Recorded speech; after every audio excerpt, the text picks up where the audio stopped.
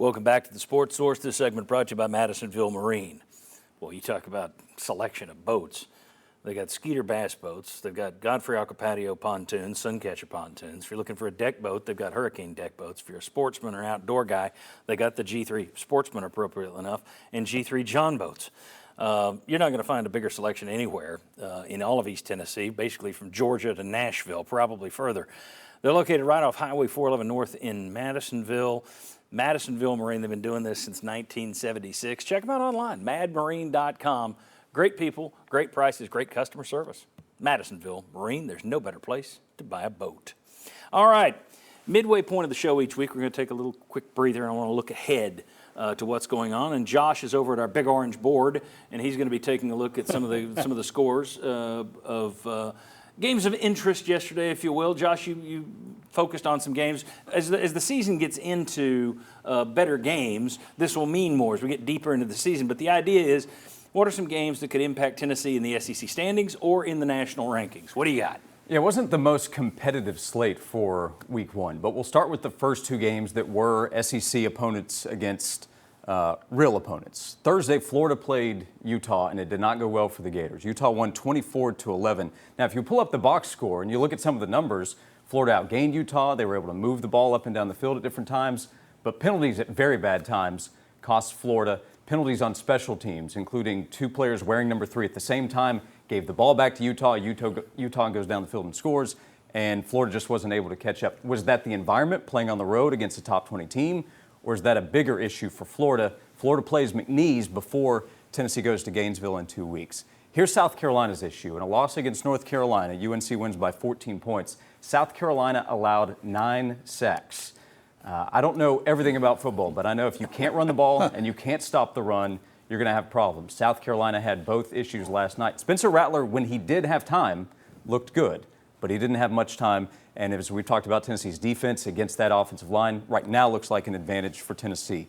Cupcake City the rest of the way in the SEC. Texas A&M, question about the offense. Offense looked really good. Receivers looked really good against New Mexico.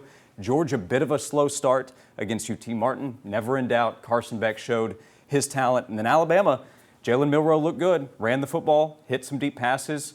That receiver group for Alabama is a question, but they have some talent to work with if the quarterback position comes along. Here's the game we've heard about. Watch out against UTSA. Well, I watched a lot of Houston and UTSA. I don't think you have to watch out too much when UTSA comes to town. Frank Harris threw 3 interceptions, talented quarterback. But again, if Tennessee's defensive line has what we saw against Virginia for UTSA, the Vols will have no problems in a few weeks. Excellent. Thanks, Josh. I've heard people, as you say, all off-season people saying, hey, don't talk about Tennessee's schedule. It's really good. UTSA. Yeah, they played one FBS team last year and lost by 3 touchdowns. All right, Chuck Cavalaris, you've already set the line. We haven't revealed it yet, but You've already set the Cavalaris line. You always do such a good job of it.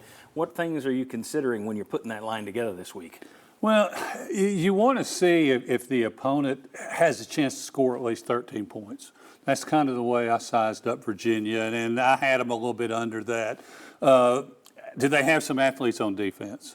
And what kind of track record does the head coach have? Well, Austin Peay specifically. They go out yesterday and lose to Southern Illinois badly, so that has to factor into your... Yeah, I mean, that final score was 49-23 to lose to the Salukis. Yeah. And here's the thing, Austin Peay scored 20 points in the fourth quarter. So are they a fourth quarter team, or do they score in garbage time? You tell me. And then the other things you're thinking about, there were a couple of Cooper Mays didn't play yesterday. So. Yeah, I mean, I would be shocked if he plays against Austin Peay. I mean, they may have him in uniform, and I hope this does not turn into a lingering type thing to where it's better to hold him out.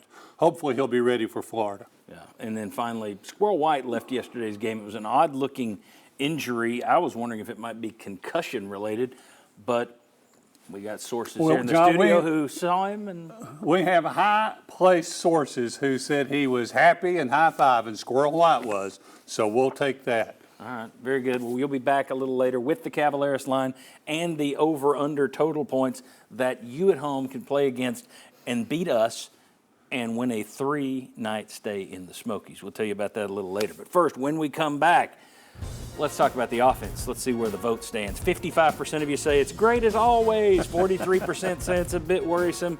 And 2% of you, man, the rain clouds of the group, saying not good enough. We'll discuss that offense. I've got some interesting stats on both sides of this argument. Come on back on the Sports Source.